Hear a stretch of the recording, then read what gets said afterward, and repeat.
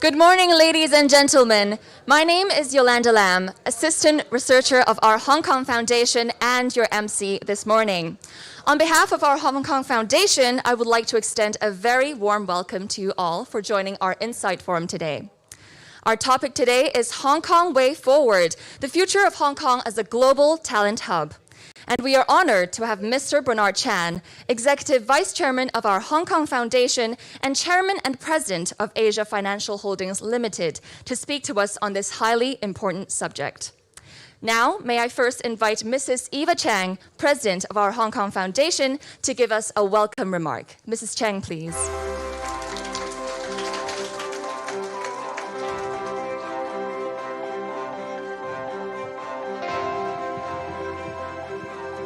Mr. Bernard Chan, distinguished guests, ladies and gentlemen, allow me to take off my mask because I'm safely distanced from all of you. And well, isn't it great to be together again? This is the third time we do an Insight Forum in the last few months. I wonder how many of you have been to the first two. Can I have a show of hands, those of you who have been with us for 2 of the 3? Well, okay. That's like a quarter. That's not bad at all. But anyway, thanks for sparing your very valuable time to be with us this morning. Now, as the saying goes, Hong Kong has opened a new chapter, 新篇章啦. And all of us, we call ourselves Hong Kongers. I believe we will not be just witnesses in the new era, but also active players. And so, as masters of our own destiny and leaders of the community, I think we need to know where exactly we want to go and for what purpose. So this is why our Hong Kong Foundation, as a leading think and do tank in Hong Kong, has organized a series of 3 forums, as I just mentioned, to discuss way forward. And we have already done 2. The first one was on Hong Kong's future as a financial center. And the second one is on our future as an innovation and technology center. Of course, today, our forum is the third one, and the final in the series, and the theme that we have picked is the future of Hong Kong as a global talent hub. Well, these 3 dimensions we picked are all significant in their own ways because they create wealth and high-end jobs and also hopes and opportunities for all in the community. In brief, I believe they are keys to Hong Kong's revival, progress, and prosperity. Well, today on talents. Yes, Hong Kong people are very talented in many different ways. And for many decades in the past, I think Hong Kong has really lived up to the description that we have smart people and in a smart place. 人傑地靈. We always say Hong Kong 人傑地靈嘅地方. But then we all know also that the world is changing very fast. And while Hong Kong has talents, but many, many other big cities that want to rival our position also have a lot of talents. So what we really believe is that Hong Kong needs not just having talents, but we need to have a critical mass of talents. And to have all these talents call Hong Kong home. Well, to be successful, to get to that kind of a stage or state, Hong Kong, I believe, must be an active, actually aggressive player in the global competition for talents. So that's why we're really happy and glad to see that the Chief Executive, Mr. John Lee, in his policy address last week, he had started to move Hong Kong from just talking about talents to taking more robust actions or concrete steps to create a talent-friendly city. And I think that that direction gives us, everybody in this room, much food for thoughts and hope for the future. And so I believe it is very timely, very relevant for us to gather here today to take a deeper dive into the subject of how Hong Kong can become a global talent hub. We're very grateful to Mr. Bernard Chan for agreeing to give the keynote speech, and also to Dr. Aaron Harilala, to Ms. Diana Caesar, Dr. Daisy Wang for agreeing to share their insights in a panel that's going to be moderated by Dr. Stephen Wong. And last but not the least, please allow me to also take this opportunity to thank profusely Mr. Robert Wong and Hong Kong Land for giving our Hong Kong Foundation the privilege to use this great venue and be our sponsor for the whole Insight Forum series. And now, without further ado, may I pass the stage to our keynote speaker, who needs no elaborate introduction, the Executive Vice Chairman of our Hong Kong Foundation, Mr. Bernard Chan, please.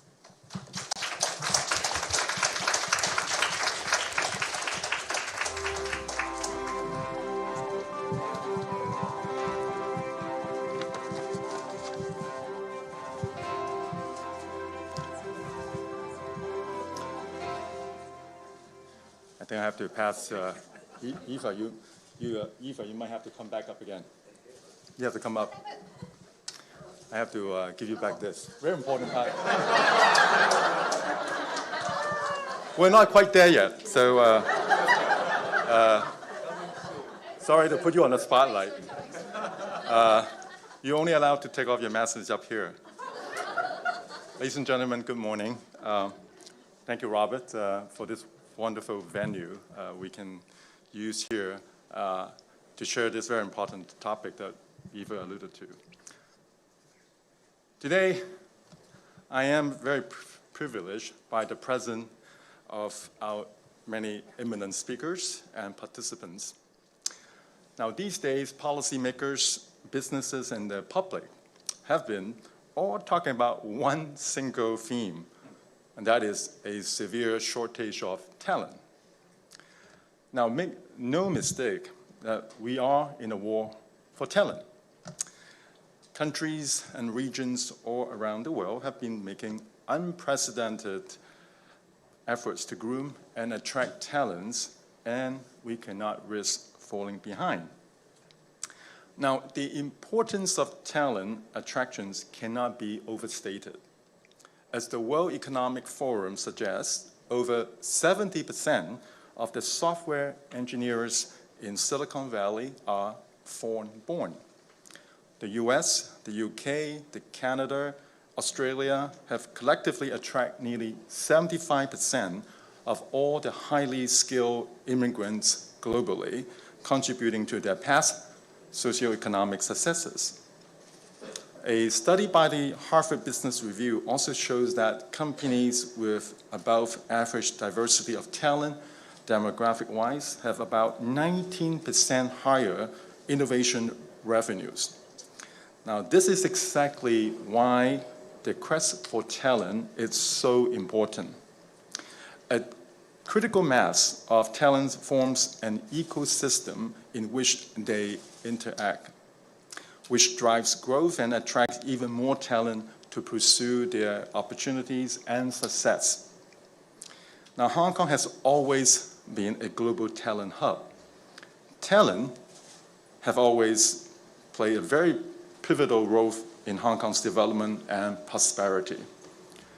Now, decades ago, after the World War II, it was the Chinese entrepreneurs with their labor, expertise, and foreign capital that turned Hong Kong into a manufacturing center. Now, partly benefiting from regional geopolitics at the time, it was, again, an influx of the immigrants from all over the world that transformed Hong Kong into an international financial center. Now, we find ourselves in a bottleneck of economic growth. Talent is both the way to achieve the breakthroughs for traditional industries such as finance, logistics, trade, and to develop emerging industries such as technology, innovation, and art. Traditional sectors such as finance relies on new talent and skills to develop new growth engines such as fintech, blockchains, and even ESG. New industries find themselves in a severe recruitment shortage. A recruitment supply of talent is ultimately needed to enhance our city's competitiveness and fulfill Hong Kong's purpose in the China's 14 five-year plan. So recently, there is one question that people have been asking. They ask me a lot. Is Hong Kong written off? Are we no longer the place that talent is so eager to come to develop their careers and achieve success. Now, despite the many challenges that we face, I do not believe so. Indeed, Hong Kong's many advantages remain the terms of talent attraction. Hong Kong remains a vibrant and livable city for people from all over the world. But now let's take a moment to imagine that you are a foreign individual looking to relocate. Now, what would you consider before you make that decision?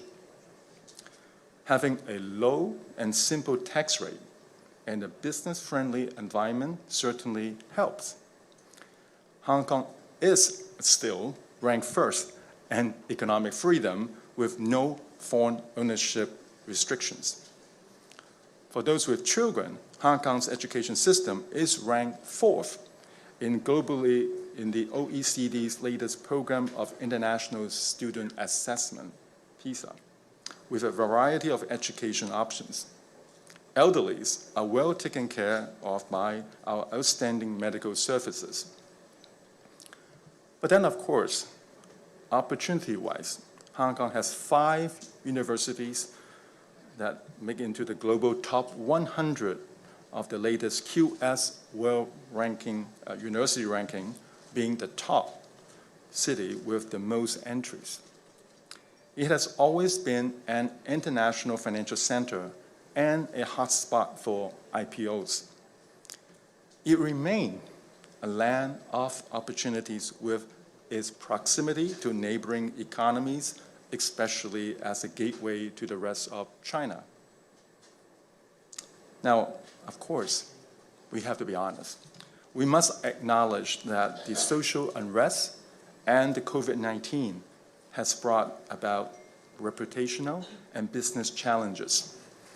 And to follow that, a narrative that Hong Kong is no longer the Pearl of the Orient it once was.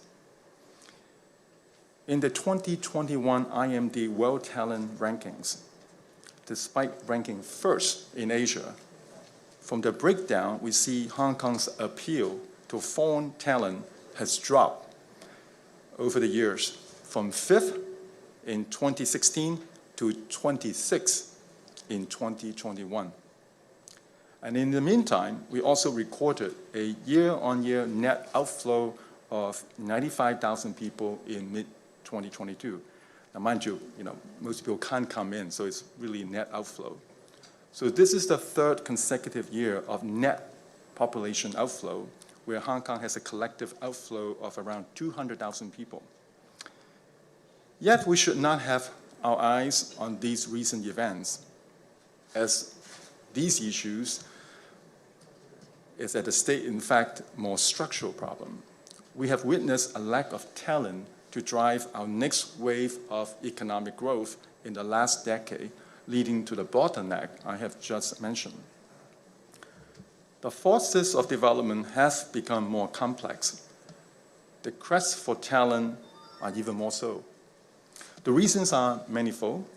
Hong Kong's development itself has become incremental as the economy matures, while global and regional competition has become more fierce, and late developing countries and regions have undergone advanced modernization lately. Not only do they present immense opportunities to talent around the world, but the exceptionally attractive industry policies offered by some have made us even more disadvantageous, while mainland China is an obvious example. The 21st century also marks greater resource mobility, including ease of talent flow, and also the rise of emerging industries that have lower geographic stickiness, such as the art and tech, when compared to manufacturing and logistics, leading to talent settling in places with huge domestic markets. So indeed, we are in a war for talent. Hong Kong called for talent to embark on its current development, as suggested by the government in its own manpower survey and projection released in 2019, while forecasted a short shortage of around 170,000 workers by 2027. Hong Kong also called for talent to develop its new industries and bring it to new heights. Now, all the above tell us that we can no longer rely on traditional advantages and methods. So while we hope that after the reopening of COVID, talent would return, but hope is not enough. We still need to aggressive talent policies and measures. We will not naturally get out of the interlocking puzzle between industry and talent. We need imminent and innovative interventional policies. Now, to build a talent hub means two things. Firstly, to be able to recruit a pool of global talent. Secondly, also to groom our local talent. The question is, are we doing enough? Now, our education system is not yet fully equipped to supply the future-proof talent.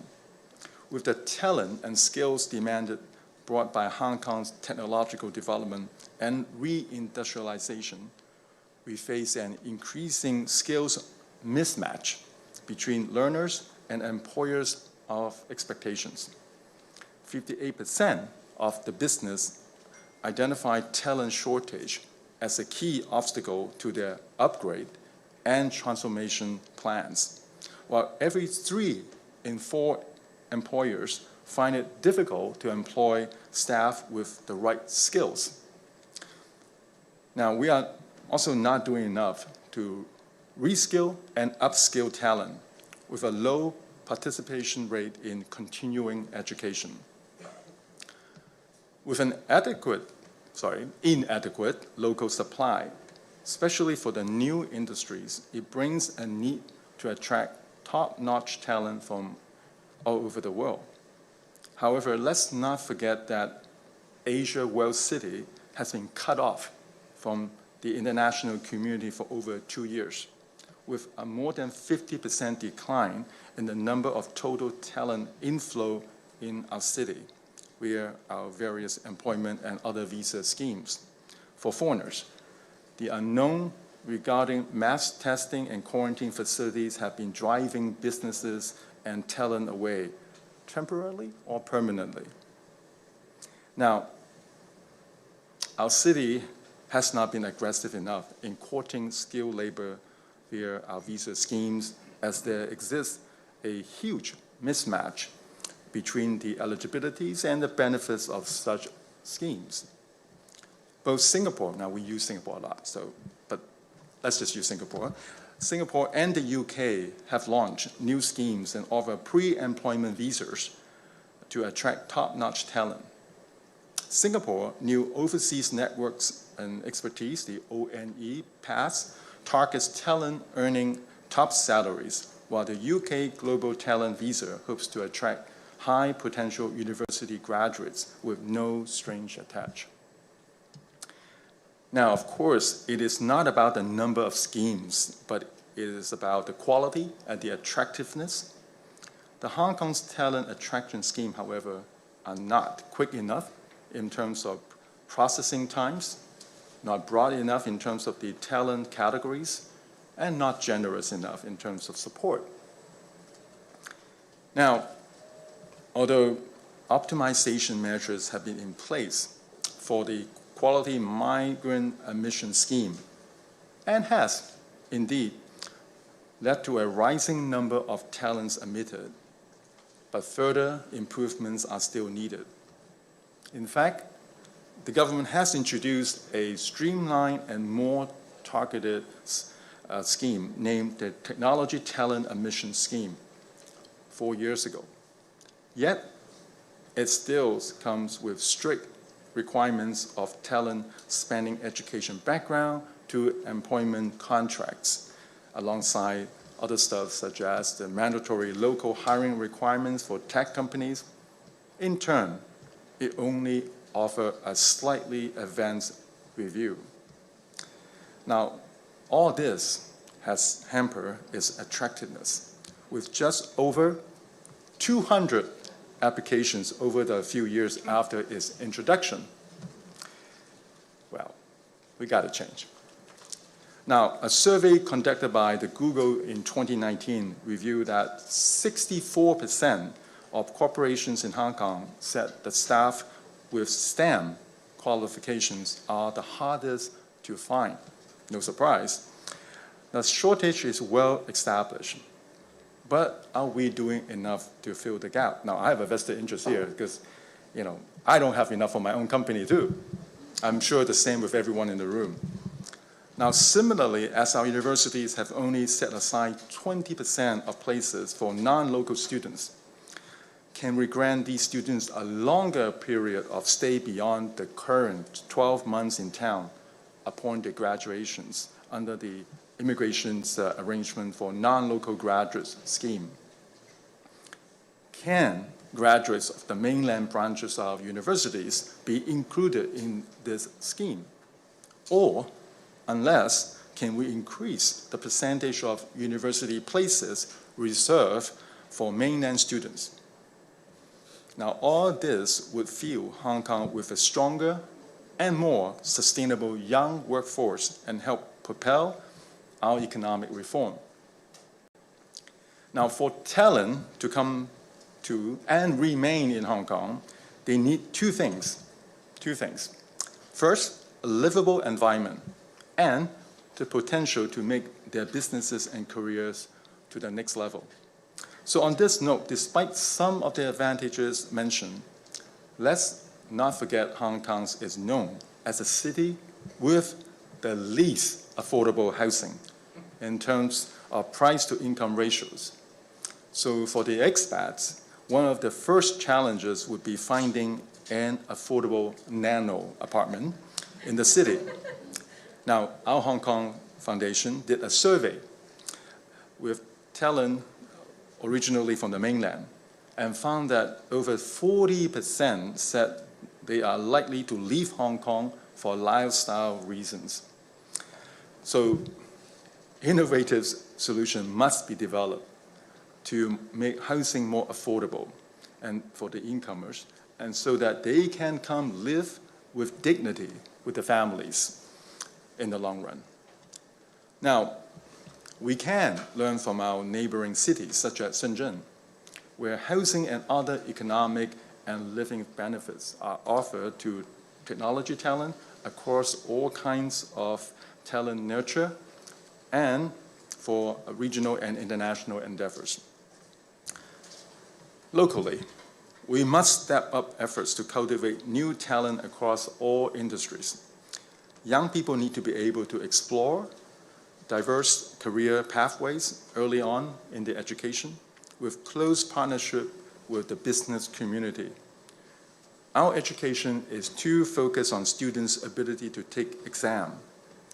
Now, we need to fresh talent to enter the workplace with the relevant skills to build our future industries. Then we need to rethink the way we educate our next generation.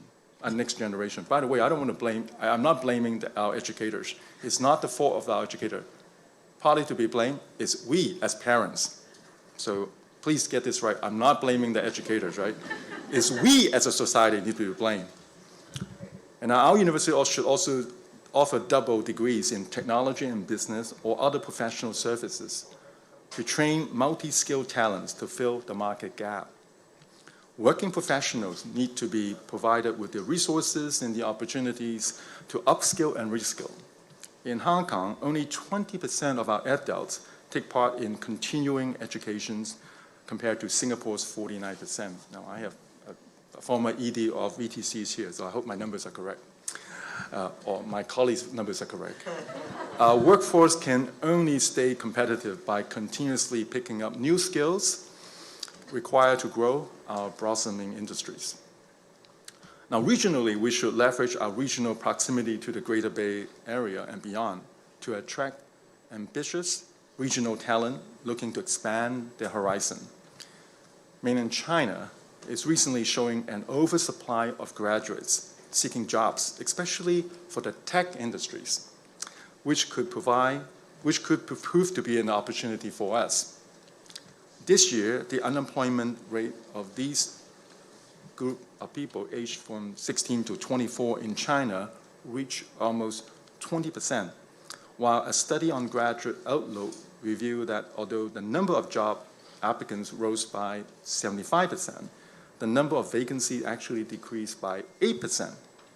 Now, we can seek to attract some of these talents in critical industries in Hong Kong, for example, by leveraging the mainland campuses of the Hong Kong universities in order to absorb this talent group to cross the border. Now, to further increase our talent appeal, we should build a regional ecosystem of ease cross-border applications spanning visas and taxations alongside mutual recognitions of qualification. Therefore, removing obstacles that talent currently must jump through to get their licenses or certificates recognized across the border. Several of such agreements have already been formed under the aegis of CEPA, and it is crucial that we take more steps in this direction.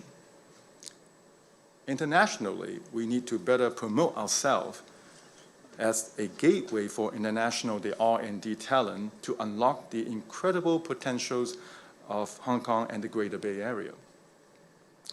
Our immigration schemes have to be optimized, ensuring that the eligibilities and benefits are on par with each other.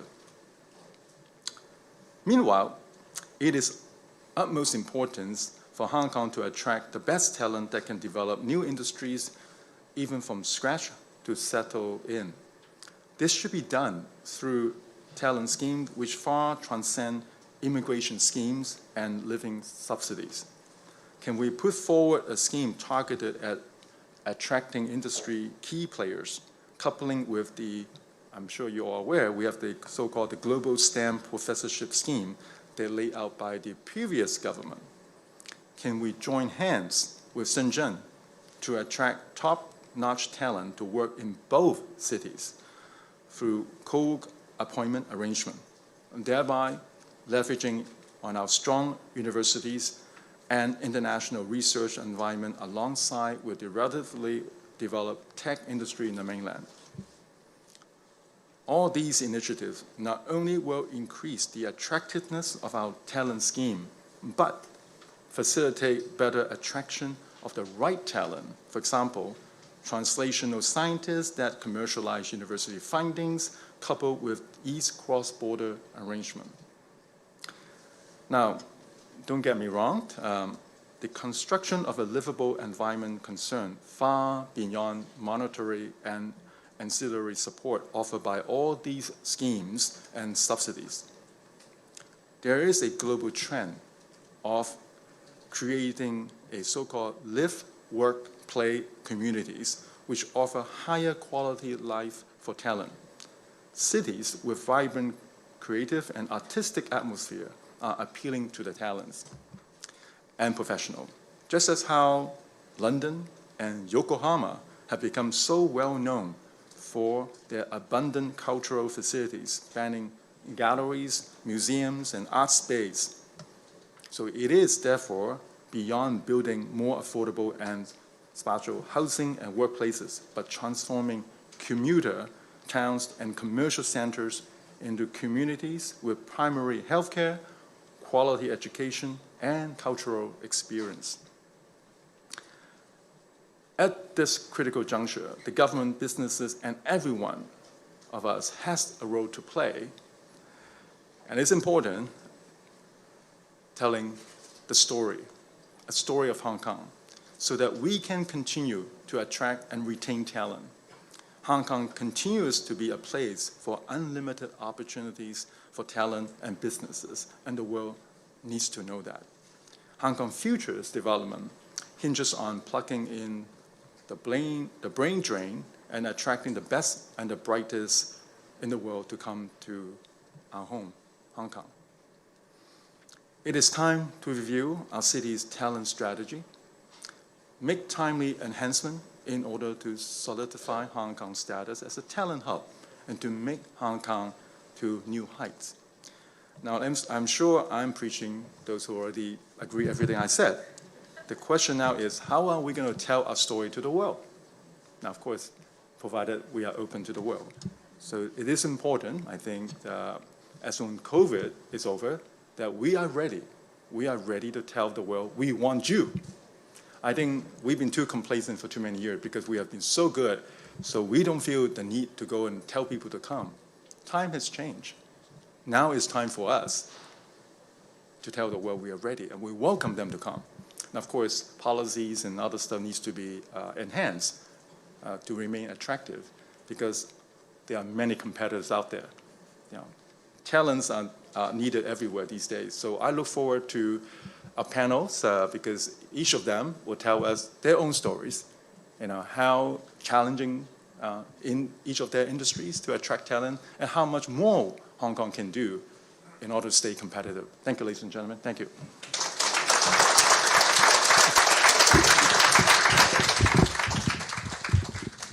Thank you, Mr. Chan, for your informative and encouraging speech. Please take a seat. Now, after Mr. Bernard Chan's keynote speech, it is now time for the panel discussion. Today, we are honored to have 3 distinguished guests from different walks of life to join us in person to share their thoughts and experiences in a panel discussion with Mr. Chan. The panel discussion will be approximately 40 minutes, followed by a 20-minute Q&A session where we will open the floor for questions. On-site guests and media friends are more than welcome to raise questions then. We have with us today Dr. Aaron Haralella, Chairman and CEO of Haralella Hotels Limited, who is also our Hong Kong Foundation's Special Counselor. We are also joined by Ms. Diana Caesar, Executive Director and Chief Executive of Hang Seng Bank Limited, as well as Dr. Daisy Wang, Deputy Director of Curatorial and Programming at the Hong Kong Palace Museum. Now, Mr. Chan, please join us again on stage, and may I invite all of our guests onto the stage as well. Last but not least, may I invite our panel moderator, Dr. Stephen Wong, Senior Vice President and Executive Director of Public Policy Institute of our Hong Kong Foundation, to come to the stage. Dr. Wong, the floor is yours, please. Thank you, Yolanda. Thank you, Bernard, for the wonderful speech, and also welcome our distinguished panelists.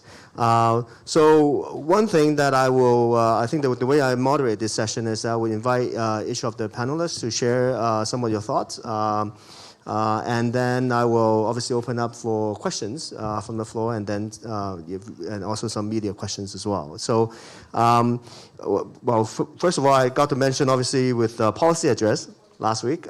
So there are a number of key initiatives that the CE has sort of laid out, and obviously there's always room for improvement probably, but I think that's also a context of our discussion today, as in the government listens and hears and try to address the problem, so would love to get your feedback on that as well. But my first question to sort of all of you, aside from just giving your general thoughts, is that from your industry, can you share particularly the challenge that you face in the past couple of years in terms of brain drain and in terms of the measures that in your specific industry, that it's just sort of the open general question for all of you. So maybe I invite Daisy to share with us first. Thank you, Stephen. It's such a wonderful opportunity for us to share with you what we have to deal with in the past few years. Number one, I'm a living example of talents coming from elsewhere and come to Hong Kong. I came in July 2019 in the midst of everything. Sorry, I have to tell the truth. You have to, yes. Because I recruited Daisy. I was so worried that she's not going to come.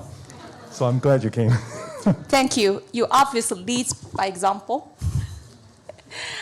In fact, also, I never told you this. I actually watched a CNN video interviewing you about Hong Kong before applying for this job. So thank you for encouragement. I was a very good salesman, right? Obviously. I think that we definitely have a lot of challenges. I work at the Hong Kong Palace Museum. I came here with a mission that is to open this museum in exactly 3 years. And we did that. And actually, we opened earlier than that. Yeah, So I think that coming to Hong Kong for me is an obvious choice because I love the speed. It's not just Hong Kong speed, not China's speed. It's Hong Kong Palace Museum speed. We create speed. And I love challenges. And this is the place for challenges, for sure. And also, I love the opportunity. I came here with an endowed position, so I had a very comfortable, very secure job in the United States, in the top-tier museum. But it's those things combined that really attract a lot of talents coming to Hong Kong. However, there are a lot of challenges. I think that when I live in New York, people always say, oh, yes, you stay in the city, but you often go out, but don't forget you have to come back, right? So I think the travel has been very, very tough. My hometown is in mainland China, in Hunan province. So one of the things I really love is that I could, over the weekend, I could take a high-speed train and go to Shenzhen and go to Hunan, but it has been so difficult. I also have a home in the United States. So I used all my vacation days to go to the United States and come back for the 21-day quarantine. I spent 42 days quarantined in a hotel in Hong Kong. And I have no time because I have to hop on an airplane and then come back within 48 hours. It's because it's very difficult to get a hotel, number one. You first book a hotel, and then you look at your air tickets, right? Usually you don't get enough time. So that is the hardship we have to face. And a lot of my colleagues coming from all over the places, mainland China, difficult. You also have to be quarantined in mainland China, and you come back and be quarantined again. So it's a lot of challenges, but I would also say that Hong Kong is a wonderful place to be is because I have the best staff, the hardest working staff here, very determined, a lot of OTs, I got a lot of staff complain, but in any case, they did it. And I also think that opportunities here are unique. I came from a curatorial position. I wasn't chief curator, I wasn't deputy director, I wasn't in the management. However, Hong Kong gave me opportunity. Bernie, you gave me opportunity to jump the ladder. So I think it's that kind of a special place. I think even, I went through a lot of this kind of difficulties. Now, if you say, well, looking back, if we offer the job, would you come? I will. I will pack my 2 suitcases and come tomorrow. Great, thank you. Daisy? Yes, Diana? thank you, Yeah. thank you, Stephen. I think for the financial sector, we've always been experiencing this tug of war for talent. It's not anything new. Now, granted the fact that travel restrictions, border restrictions have made it a bit challenging and exacerbated that pain in very many ways. But I always like to put things in perspective. Even back in 2021, and you and I always converse on this topic, the financial sector employed over 200,000 staff members. We are still a key contributor to Hong Kong's GDP at 22%. Well, to be fair, some of the other industries experience some challenges, but still that indicates the strength of the financial sector in Hong Kong. So sometimes we tend to be a bit harsh on ourselves to say, we're not actually doing too well. I think we need to recognize the challenges, and this is really a time for us to recognize the challenges, but also think of how we position ourselves going forward. The tug of war for talents, I think there are twofold. Because we are a international financial center, we always need inflow of talents. We need to connect with external markets. We need to connect with China. Both ways were a bit tough over the last few years. Here in Hong Kong, we need to continuously groom our own talents. We need to develop our next generation. But let's not forget to future skills our prevailing staff force. I think that's important. We're all going through a transition. I'm learning something new every day.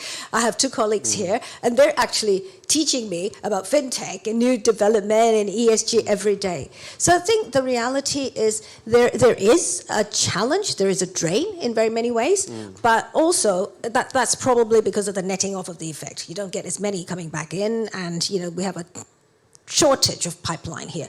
But let's focus on how we can move forward in terms of future scaling our colleagues. Those of us who actually have been in the industry for long, how do we then equip ourselves with the skills to operate and navigate forward, and at the same time enable us to have conversations, meaningful conversations with the younger generations?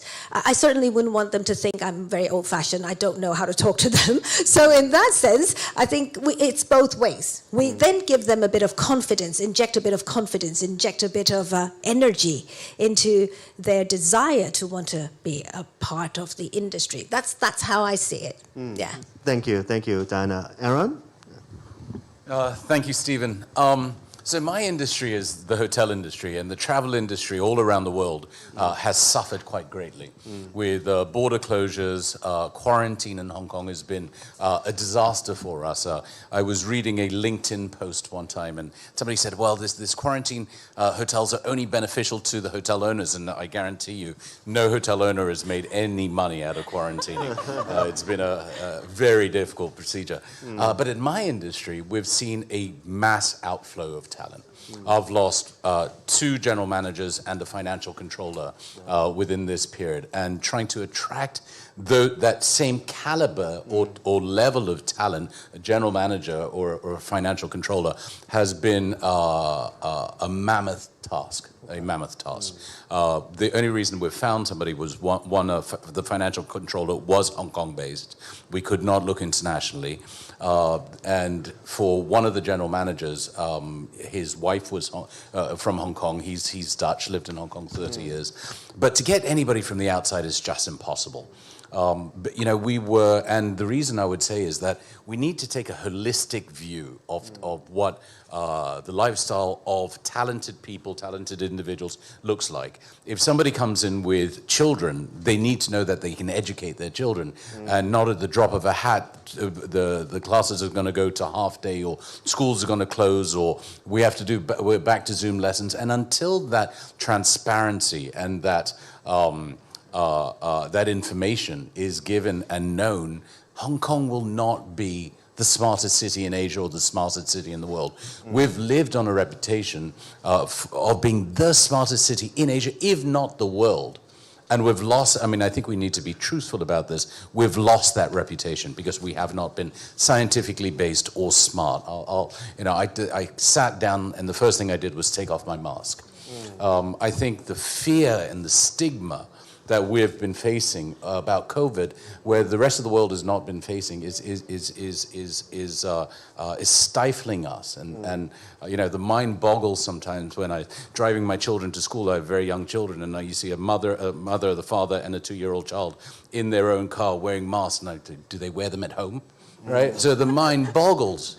So the stigma, I think we need to get away from. And until we can have a holistic idea of a life, a good quality life that you can live in Hong Kong, it's going to be very difficult, in my industry certainly, to attract any talent. Well, I'm going to put my mask on until after the stigma is gone. So, Bernard, yeah, you are an electrical member. You better put your mask on.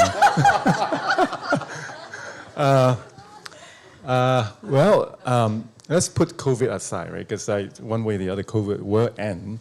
So assuming that will happen, we still have a problem, right? We still have a problem. It's not the first time we talk about talent issue. It's been there. The issue has been there for years. But I think COVID, all the issues you just raised, obviously exacerbate, right? Front and center now. But years, we know, everyone knows there's a mismatch in skill set, right? Local, let's not talk about incoming outside talent, just even locally. There's always been a mismatch. And, but what can we do? It's not even a policy issue, right? It's us, again, I mentioned when I mentioned about education, it's not about it's not a policy issue. It's how we parents see it, right? Can you imagine that you're not getting a college degree because for decades we've been told getting a college degree you get a good job. I'm not so sure about that anymore, right? In fact, you look at Germany. I cite Germany because I've been told Germany that it's perfectly fine to get a good vocational jobs. the skill set. But how are you going to change that perception? Because every parent will want the child to get that college degree. But I seriously question that, again, whether is that the aim, the end that we look to? So that's the first thing, is the mismatch. Everyone in the industry tells you there's a mismatch, but what can we do about it? Number one, right? Second, then of course, is the outside talents that are coming in. For years, I say this because many of you know my family backgrounds. ASEAN, we have many businesses in ASEAN. So I've been telling the authority and even policymakers that we got to be a little bit more competitive because we've been too complacent. Because we kept saying, we are already number one here, number one there. So yeah, I don't worry about them, right? So we don't take it serious about these threats. I think they're right in a sense because we are still very good. So we don't need to offer any special scheme here, special scheme there. We don't need to do all these cheapskate stuff to try to attract people. I'm so glad in the current policy, the latest policy address. If you were to ask me, many people ask me, is that good enough? Yeah, whatever that we offer is good enough. Honestly, I don't know. I don't know whether they're good enough. We have to ask our participant here whether they're good enough. But what I do know, and I really want to applaud the government, is sending that signal. I alluded my speech. For the first time, you know how much coverage we have, right? Yeah. To come out and say, we need talent. And I think that's already is a big shift. If we can send that message to the rest of the world, telling that Hong Kong want good people to come, I think that's good enough already. Now, whether they're attractive, people ask me whether the 15% rebate, this and that. I mean, honestly, I don't know. But the fact that we're sending one message to the world, that is, we need good people to come, that I think is already for a change, because we never do that in the past. Well, in the past, we always say, we are so good. You want, you come. That's the kind of attitude. Today, we send a strong message. Yeah, no, if I can chime in, I think they clearly send the signal by shifting this from attracting talent is no more a immigration department bureaucratic procedure to a active search and scout and and also build this ecosystem around it when they actually search for strategic industries as well. So I agree with you on that. But actually, because you bring up this local talent issue. Maybe if I can ask a stupid question, really. Given the opportunities we still have, for example, Aaron bring up an interesting case where, your expat is gone, but you hire a local guy that actually can step up. So maybe, Bernard, I mean, can we look at it from a brighter side of the, we need, obviously, international talents. But in this interim period, isn't that a golden opportunity for our local talents as well to step up? To fill up some of the spaces that is left by the... I should really let our guest speakers here to chip in more, but maybe I'll turn to Daisy. Yeah. I asked the question first.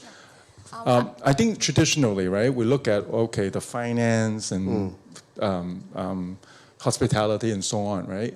But I think that young children today, I shouldn't say children, the young generation today, they don't necessarily just look for your same old professions. Like arts and culture is definitely one. I honestly believe that is the up and coming one, right? Because there's so much to, but we never had that before. But we now have such a facility institution. Let me turn to Daisy. Sure. Yeah, Daisy.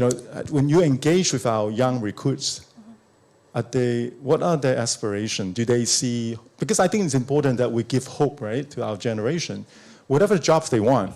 Right? But I think the parents want something else. Because I met recently a father. I don't know this person before. He came up to me because he knew that I was involved in Palace and Amplas. He came up to me and said, my son graduated from university in the U.S. and now working at West Kowloon. And I said, so that's great. What is he doing? He's an installer. He's installing arts. I said, wow.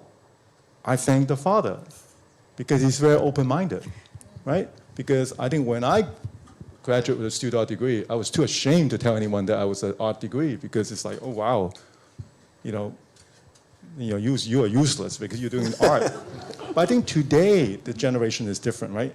But it's more important that the parents also have to agree to that, because I think we are still very Asian. There's still certain, we think that, the good career, a good paying job must be this and this and that. Is that how the new generation is seeing it? I would also say that my parents' generation is exactly what Bernard just described. It's so much, when you choose your career, it's so much about, what kind of job you'll get. When I was growing up, and there's a lot of joint ventures, a lot of foreign investment in mainland, so I chose to study English so that I can get a job, maybe in a company somewhere. However, I think that at the time, only the worst students chose art because they couldn't pass the examination to go to. I'm not referring to you, I'm sorry, Bernard. But I would say that the landscape in the arts and culture scene has changed. Back then, you had very limited career choices as an arts graduate. Maybe you work in a magazine doing editorial work or graphic design work. Now, many places, including Hong Kong, with so many new arts and museum venues open, you have a lot of possibilities, new possibilities. We need people specializing in finance because sustainability issues, right? We need to have the ability to generate revenue and make the museum sustainable, make all the, performing arts venue sustainable difficult.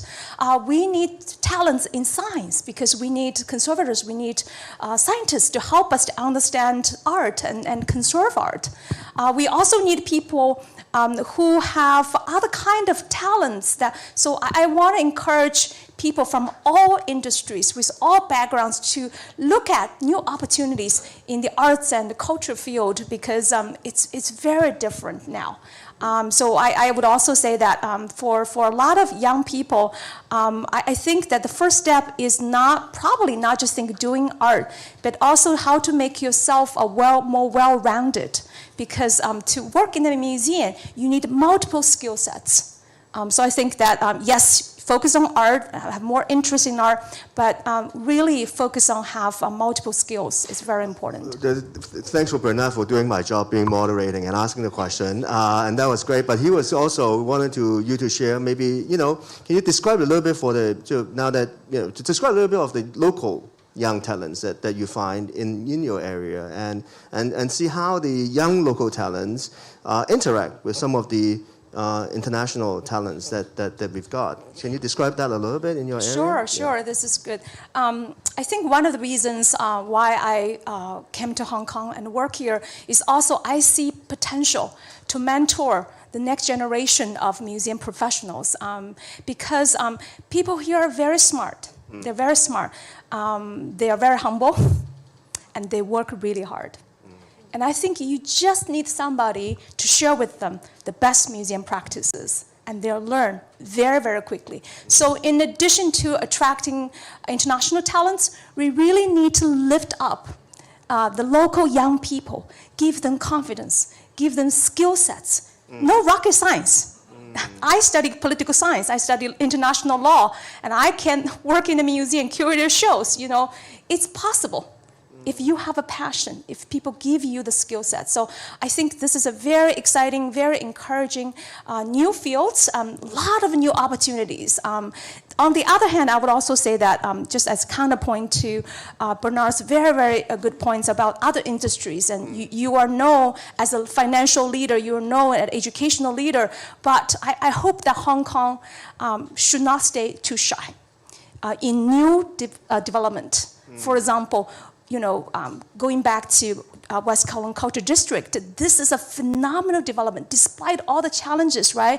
We should do better in telling people our success stories. I think that's very important because a lot of colleagues, when I kind of relocated to Hong Kong, a lot of colleagues and friends sent me, WhatsApp messages, "Are you okay?" I said, "I'm perfectly okay. Right. I feel so safe here. This is a wonderful place." But people have misconceptions about this place and the working environment. And we need to do more to create and to maybe restore that positive image of Hong Kong in many industries. Right, just going the Hong Kong style, I guess, aside from being silent and hardworking, as you said, sometimes too harsh on ourselves, right? Instead of celebrating and telling the good story that we actually have.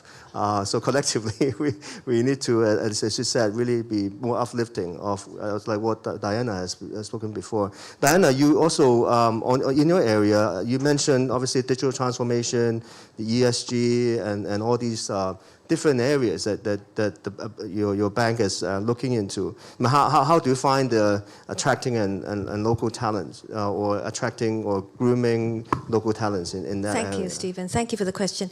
I think we've got to start from the pipeline.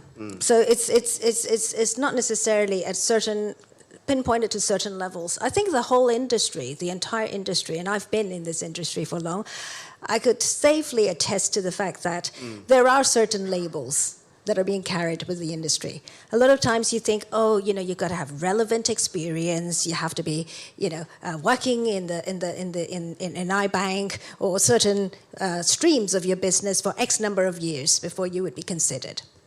I think we've got to be a bit more open-minded. And in that respect, it should be reciprocating with next generation.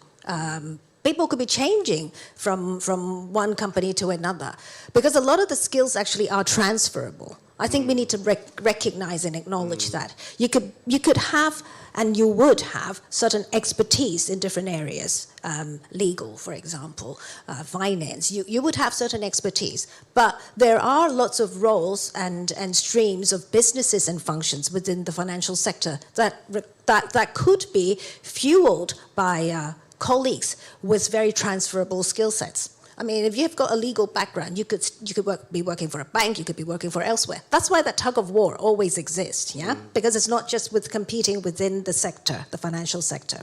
So I think that's one area where we need to be a bit more open-minded, to connect and to think of how we then shape the pipeline of our workforce, how and where we look to recruit and develop talents. I think that's my point number one. Two is, I think, the fact that again, financial sector, because that's my area, has historically been quite male-dominated. Yeah. So the hot topic these days, diversity and inclusion, and people say, oh, you're going to have to set certain targets for gender diversity and whatnot.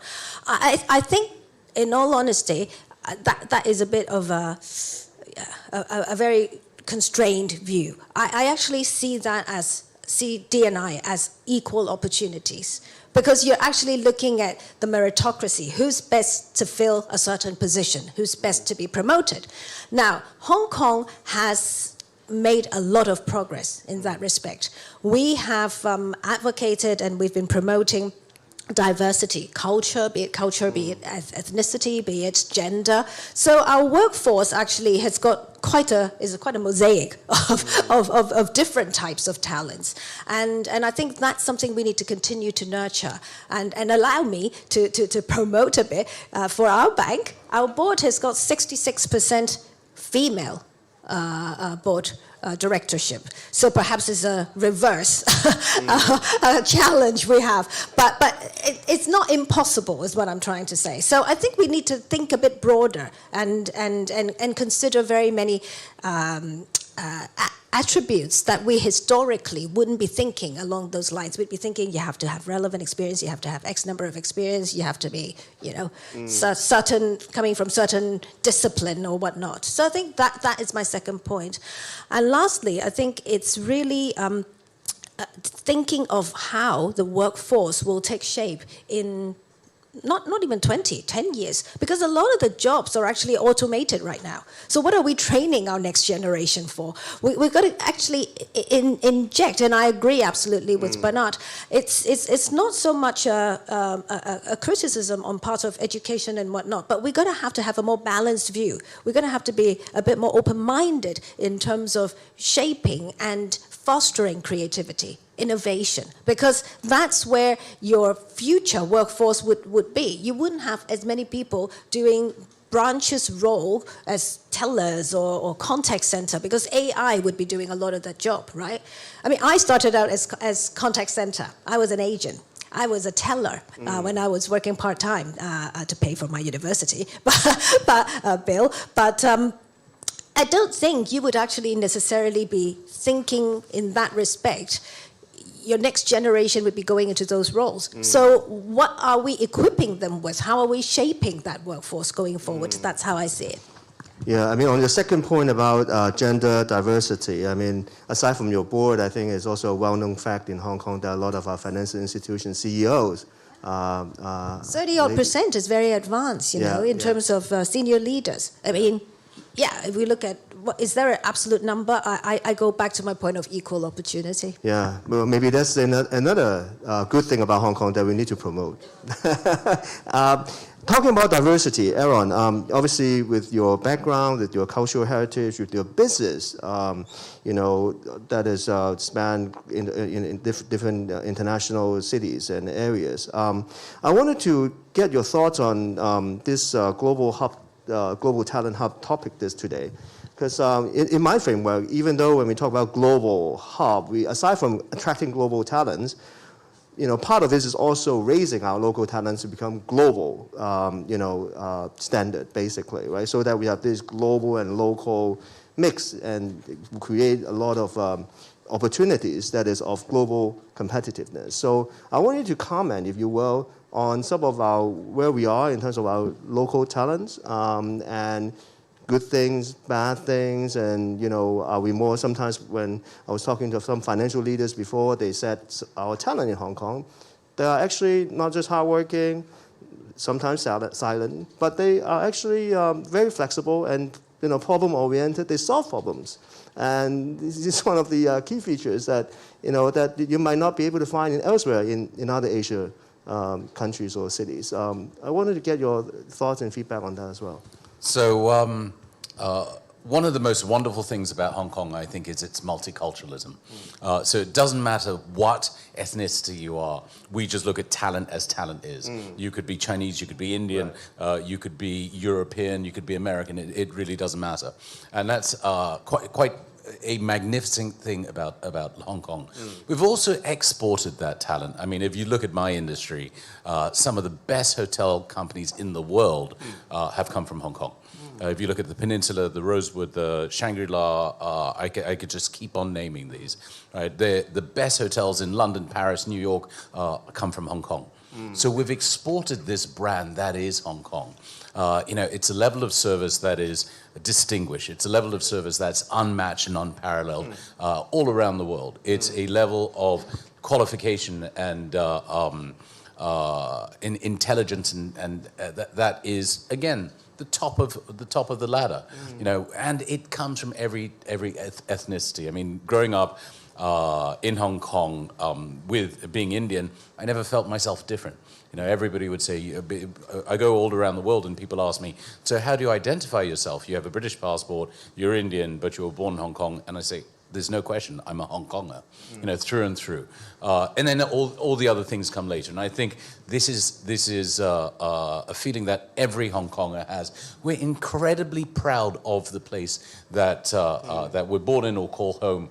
And I agree with you, we've been very hard on ourselves. I remember before 1997, people would say Singapore is going to take over, Shanghai is going to take over. And then when you look at it with slightly more detail, it would be difficult for Shanghai to take over in those days because there's no convertibility of the renminbi, there's no common law, so companies wouldn't go there. So I think we have to look at ourselves less critically, but with a better eye in showing what our merits are, to be able to promote those merits going forward, that people see Hong Kong as a place that we know it to be.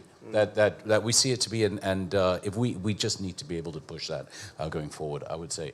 Again, I say the best hotel companies in the world come from Hong Kong. That's an amazing point, because when we talk about opportunities, sometimes we say, well, you know, Hong Kong has so much structural advantages, market opportunities, but really we have to give credit to the Hong Kong talents that actually create that opportunity, be able to actually grasp that opportunity, that otherwise, you know, there can be opportunity. You need someone actually to grab it, and Hong Kong has been doing a good job, be able to actually grab that. So I think, you know, it's time to actually attract foreign talents, yes, but also really to celebrate but also continue to solidify our local talents and embrace them as a hardworking, well-deserved group of people, right, that actually create a lot of opportunities. And Bernard, you also, from your Thai business background, I mean, do you sort of observe the different places on how talents are in various places? If you can comment on that as well. Yeah, thanks, Stephen. I think let me also go back to my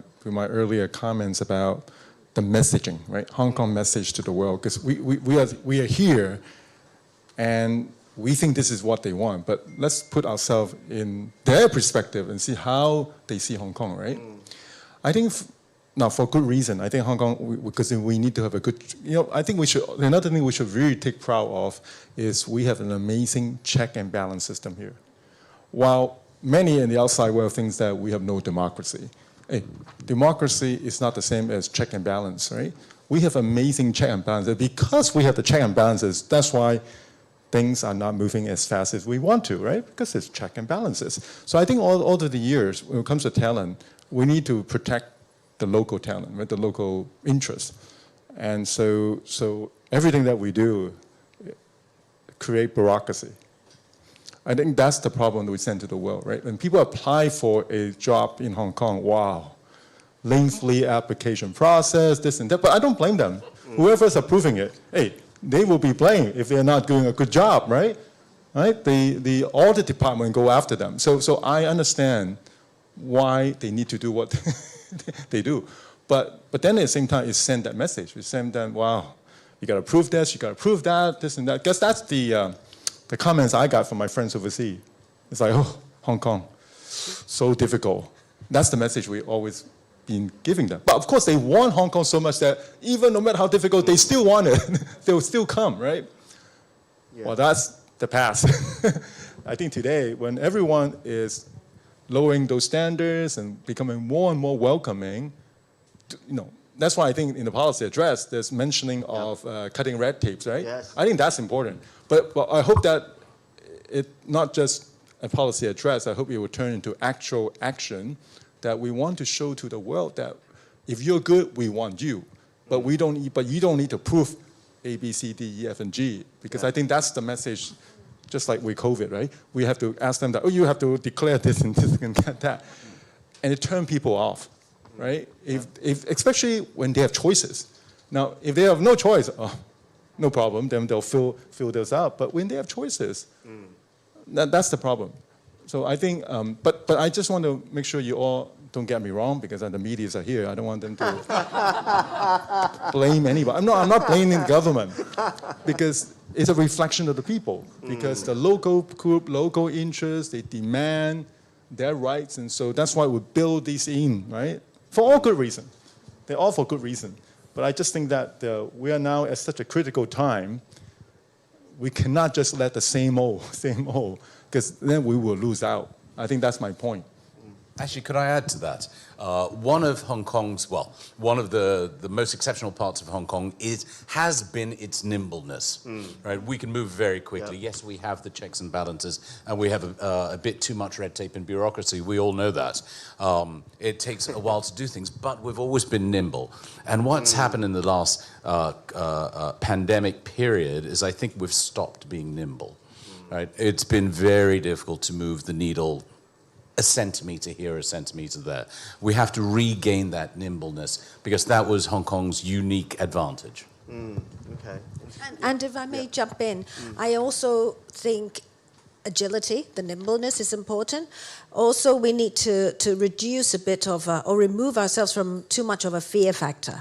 Because we've been very, very cautious across all ends, and that check and balance, the very process-driven in very many ways, we need creates a bit of a hurdle and an obstacle. So we tend to sometimes be kind of, for lack of a better word, afraid of our own shadows. So we're going to have to be a bit more, nimble, as well as confident in making decisions, faster decisions. Yeah, that's for everybody here in Hong Kong, whether it be a household, whether it be an employee, an industry, or a corporation. I think that agility and that pace of decision and actions could be ramped up?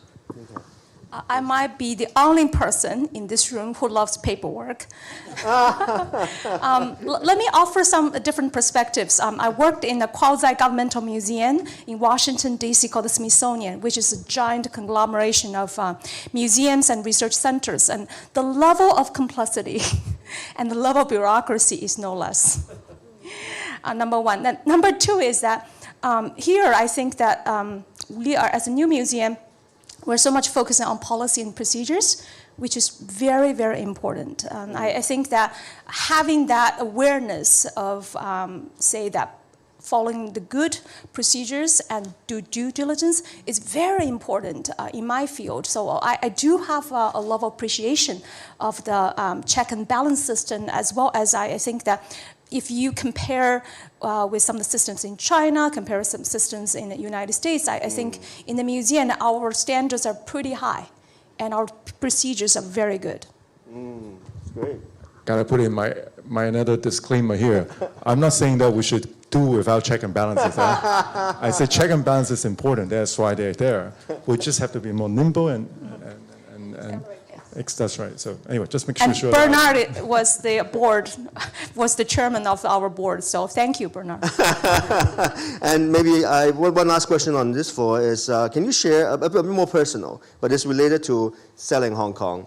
Is if you were to convince local talents to stay in, or attract foreign talents to come to Hong Kong, maybe share one thing about you that you love most about living and having fun or leisure in Hong Kong, or sort of any sort of personal story of why and how and you enjoy Hong Kong.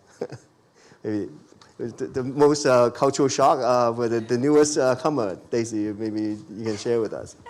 I grew up in mainland, and I spent 17 years in the United States as a student and a museum professional. When I came back to Hong Kong, I would say it evoked so many of my childhood memory. Because many people said, oh, Hong Kong has no Chinese culture. People don't understand Chinese history or culture. It's the reverse. Okay.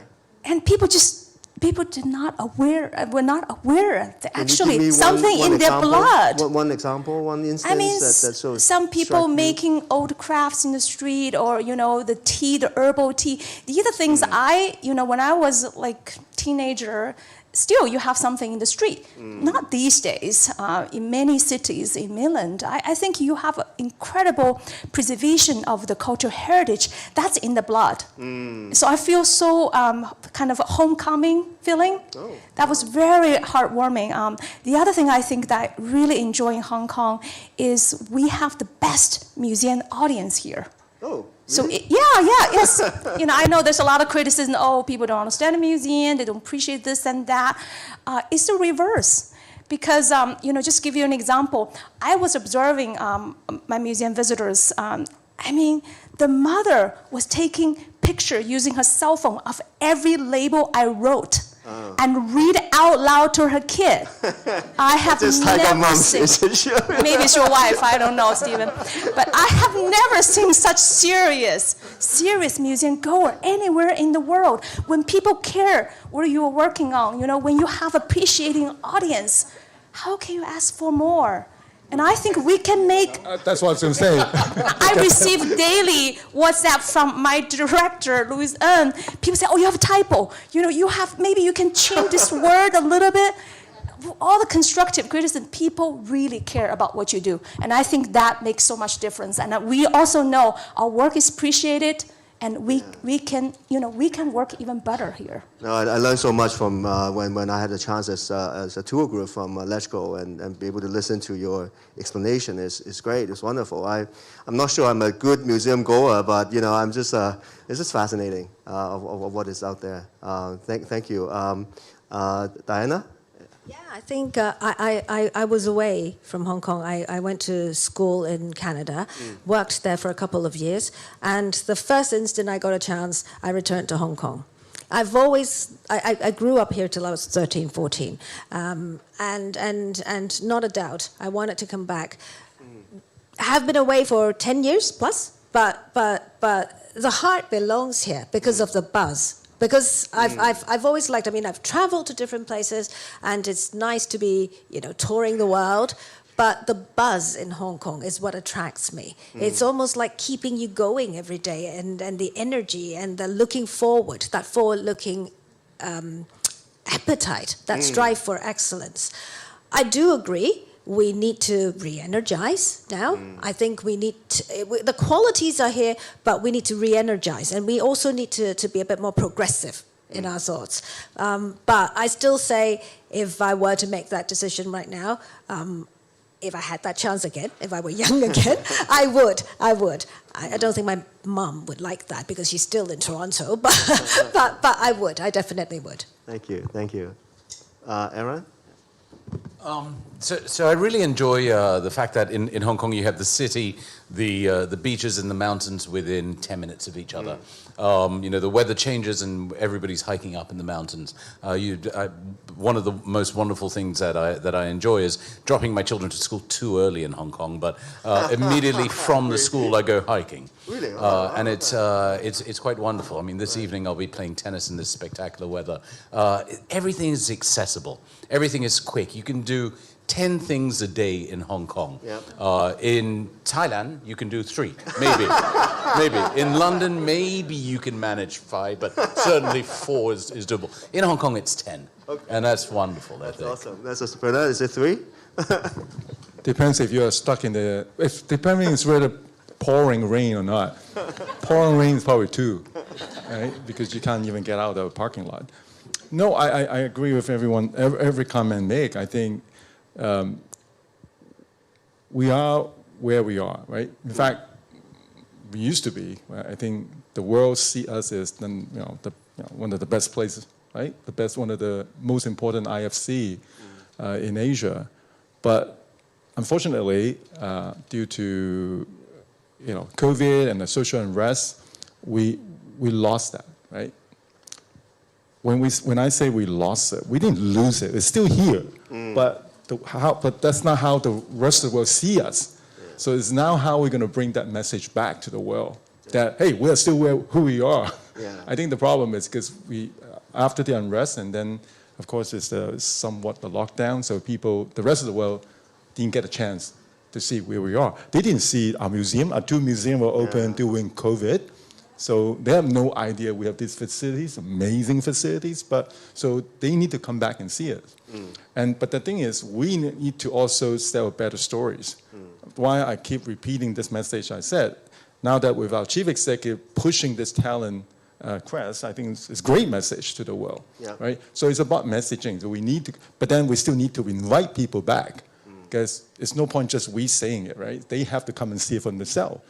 Once they're here, they were convinced, right? They were convinced. But so we're still not quite there yet. But so I'm actually, I am somewhat very convinced, because sooner or later, they will come. But it's a little lag time. But I think we still need to address what I said earlier, or we all said earlier, about the mismatch of the skill set in Hong Kong. I think locally we need to do that, because we don't also, by the way, when we talk about messaging, it's very important we also give the message that we don't just want foreign talent, right? We also need to preserve and upskill our local talent. That will be a very wrong message, and we just keep talking about foreign talent. But of course, in the policy address, I think that's important, but I think the how do we help the upskill and reskill our local talents is equally important. So it's all about messaging. And that's why I think the purpose of this forum, of course, we're not, everyone that comes here understand that already, but we need that message to keep repeating. Especially, I know for some reason, I always think our biggest hurdle are the parents themselves, right? Me and many others. I think the parents themselves also need to understand. So while we all agree, but yet at the same time, my child, I want that child, my child to do this and do that. I think we as a parents need to also let go, whatever that they think is what job is about, right? The skill is about. I think if we all collectively are more open-minded, and they said, we are, and these days everyone talk about crossover, fusions, and so to your point, right? I'm not even sure, because I'm a mentor for many students, right? And many of them always ask, what career should they go into? Honestly, I have no idea, because I know what the career today I don't know what Korea 10, 20 years from now. Like you said, I mean, my company may be obsolete in 15 years' time, right? Who knows? So I'm not even sure what skill set are we preparing for them down the road. So, but instead of saying what specific skill set, they should be very broad and multi-skills and so on. Well, of course, unless you want to be a doctor, then you need to have certain skill set. But I think Hong Kong needs to prepare our next generation to prepare for that continuous change, because I think Hong Kong is always going to be in the forefront. So the agility that you mentioned, Diana, I think that's so important. I think that the key that we need to be able to adapt and change constantly to stay ahead. You do a good job just even rounding up what we just discussed. That's amazing. This taking over my job, but let me just invite the floor to join our conversation with questions or introduce yourself a little bit. Yes. Hi, my name is Mo, and Arun, happy Diwali to you, first of all.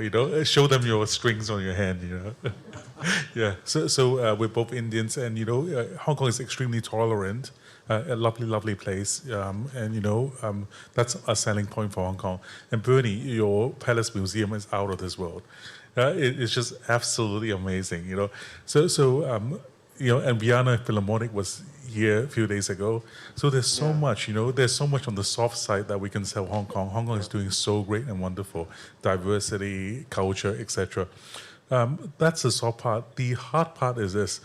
In Hong Kong, for example, education, when you look at physics, actually is not ranked really high. That's part of STEM. But actually in China, Tsinghua is ranked number 9.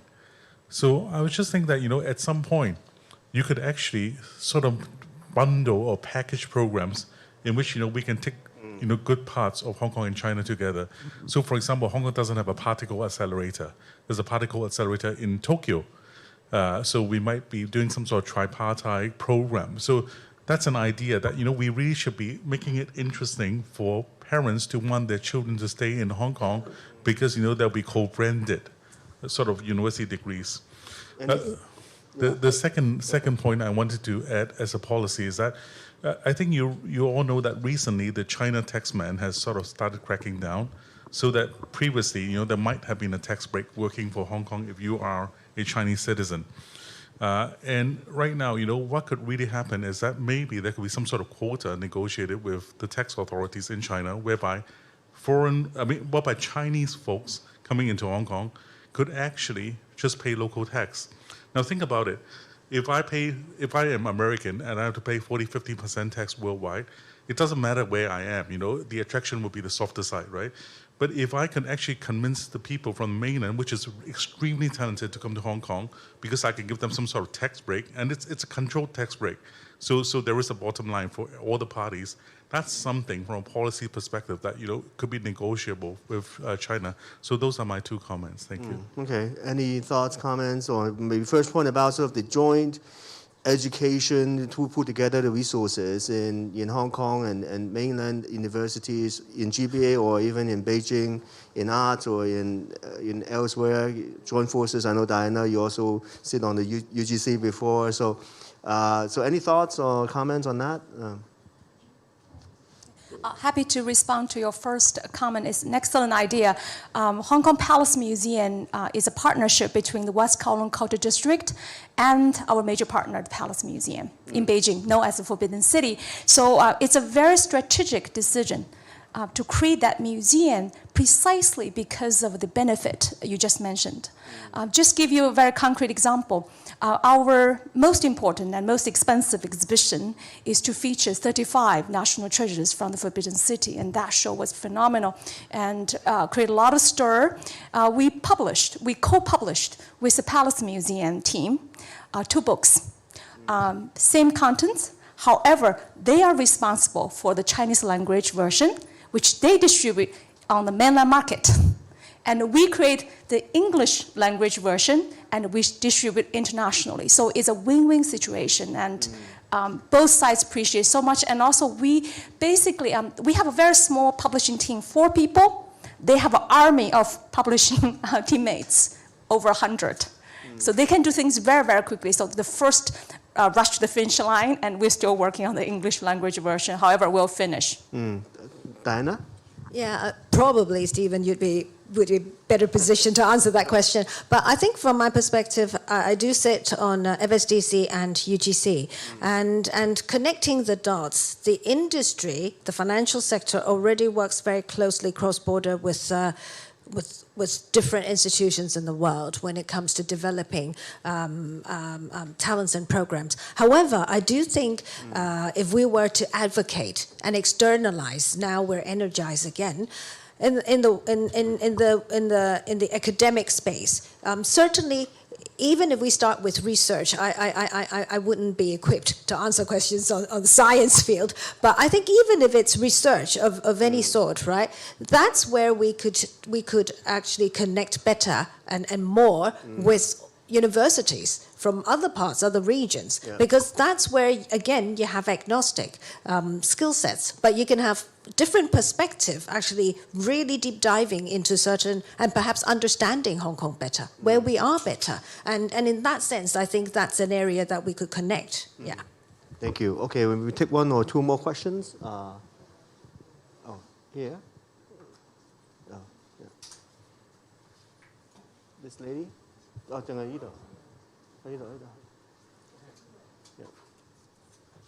Hi, thank you for all the panelists' informative and insightful sharings, and very encouraging. This question is to Mr. Chen. As all we know that you just mentioned, right?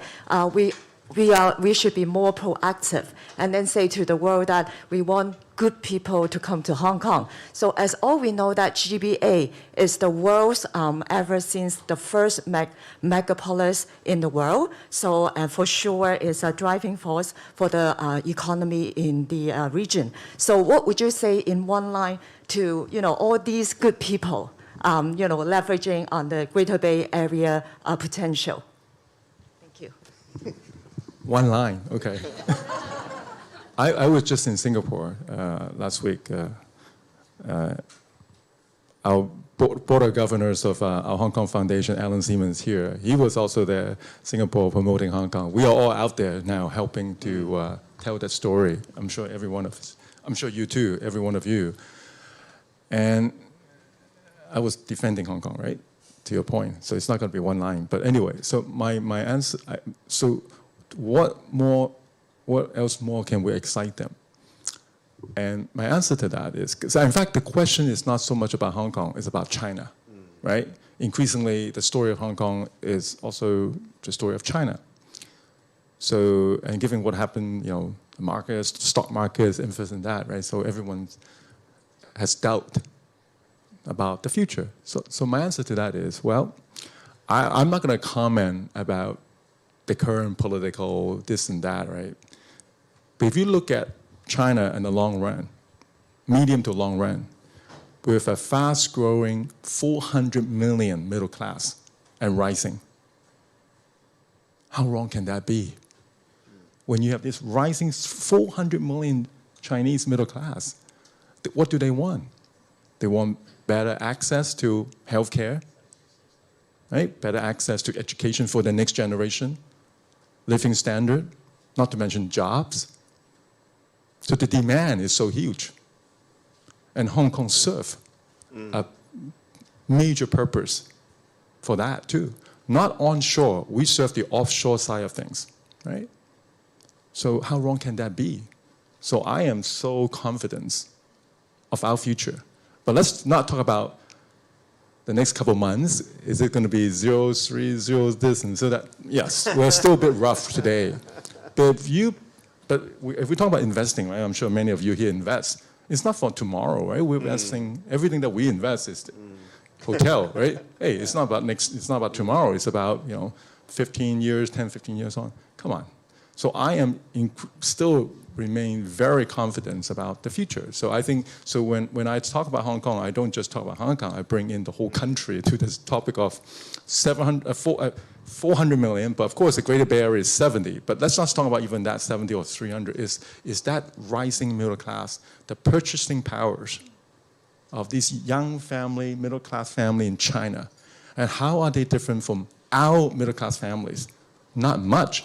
I mean, I'm not here to say, but if you ask Daisy, right, the middle-class family in China, how are they different from Hong Kong family? We are all looking for the same thing, better access to culture and arts, right? Because it's not just about getting a job anymore. They want more than a job. For us to attract global talent, it's not about the job. Of course, you need the job, but then you also need all the other things. Because when they bring the family here, they want their family to access to education, quality of life, arts and cultures, and you name it. So I think that's why I am very bullish. Now, time is running out, but maybe we take one short question. No, there's no question from the media side. Okay, so we take a, okay. Thank you very much, and I'm David Graham from the British Chamber. Thank you very much for a very interesting discussion. Maybe I could just ask two questions really about international talent. And the first question is really, as I see it, Hong Kong's success going forward is going to be an amalgamation of homegrown talent with the right skill set, increasingly some mainland talent because we're connected to the mainland. We need that talent as we look forward from a business perspective. But we also need that international talent. It's been a key aspect of Hong Kong in the past, and it needs to be in the mix going forward. Listening to the panel, and I know this from my own experience, over the last couple of years, and maybe for the next year or going forward, it's going to be hard to attract international talent. And people are going to have to make tactical decisions as to how they fill those slots in. And do we run the risk that over the short term, we become less attractive to international talent because we're filling the slots that otherwise might have gone to international talent with some local talent? Not saying that's the wrong talent necessarily, but for the future of Hong Kong, it may imbalance where we end up.